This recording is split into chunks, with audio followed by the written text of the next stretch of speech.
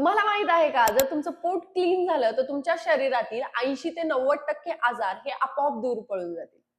नमस्कार, माझं नाव आहे अमृता अक्षय सुटके. तुमच्या सगळ्यांचं स्वागत आहे आपल्या फिटनेस मंच या चॅनलमध्ये. तर आजचा टॉपिक सगळ्यांसाठी खूप स्पेशल आहे. तुम्हाला पोटाच्या रिलेटेड कुठलाही प्रॉब्लेम असेल तर तुम्हाला सांगितलं जातं की फायबर खा.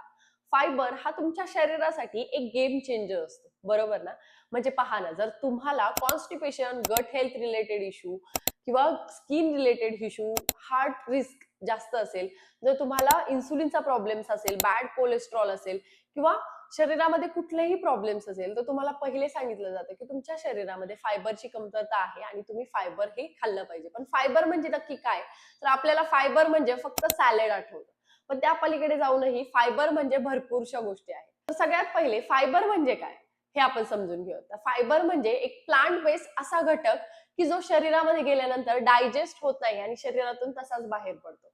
आणि तोच घटक आपल्या शरीरासाठी खूप इम्पॉर्टंट असतो, कारण की तो आपलं पोट, आपली आतडे, आपले इनर जे गोष्टी आहेत त्या सगळ्या क्लीन करायला हेल्प करतं. म्हणजे सगळ्यात सोप्या भाषेत सांगायचं झालं तर फायबर म्हणजे तुमचं पोटाचा क्लिन्झर आहे. जेवढं जास्त तुम्ही फायबर खाताल तेवढी तुमची गट हेल्थ, तुमचं पोट जे आहे आणि तुमचे शरीर जे आहे ते क्लीन डिटॉक्स व्हायला हेल्प करतं. तर आपण डेली 25 ते 35 ग्रॅम फायबर खाल्लं पाहिजे, पण आपण भारतीय लोक 10 ते 12 ग्रॅम फायबर हार्डली दररोज खातो आणि इथूनच आपले प्रॉब्लेम्स हे स्टार्ट होतात.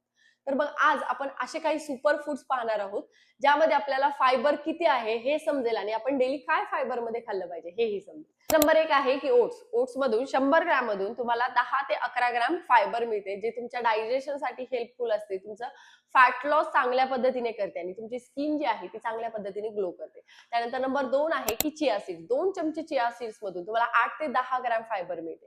त्यामध्ये तुमची स्किन हेल्थ चांगली होते. तुम्हाला जर फुलफिलमेंट येत नसेल, पोटामध्ये फॅट लॉस साठी हेल्प करतं आणि पोटाला कायम भरलेला असं फील करून देतं. नंबर 3 आहे की फ्लॅक्स सीड्स. फ्लॅक्स सीड्स मधून 1 चमचा फ्लॅक्स सीड्स मधून तुम्हाला किमान 3 ग्रॅम फायबर मिळते. त्यामुळे तुमची स्किन हेल्थ इम्प्रूव्ह होते, तुमचे पिंपल्स, पिगमेंटेशनचा प्रॉब्लेम कमी होतो. त्यानंतर तुमचे हार्मोन्स रिलेटेड प्रॉब्लेम जे आहेत ते कमी व्हायला स्टार्ट होतात. नंबर 4 आहे की ऍपल.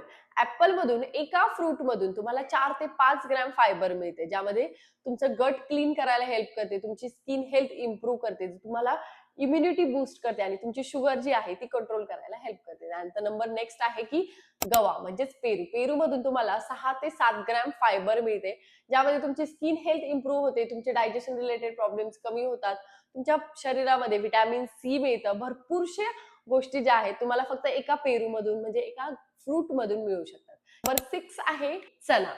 एक बाउल चनामधून तुम्हाला किमान 9 ते 10 ग्रॅम फायबर मिळते, ज्यामध्ये तुम्हाला मसल प्लस फॅट लॉस या दोन्हीमध्ये हेल्प करते. त्यामधून तुम्हाला फायबर प्लस प्रोटीन या दोन्हीही गोष्टी मिळतात. तुमची एनर्जी जी आहे ती स्टेडी ठेवायला हेल्प करते. त्यानंतर नंबर 7 आहे की डाळ.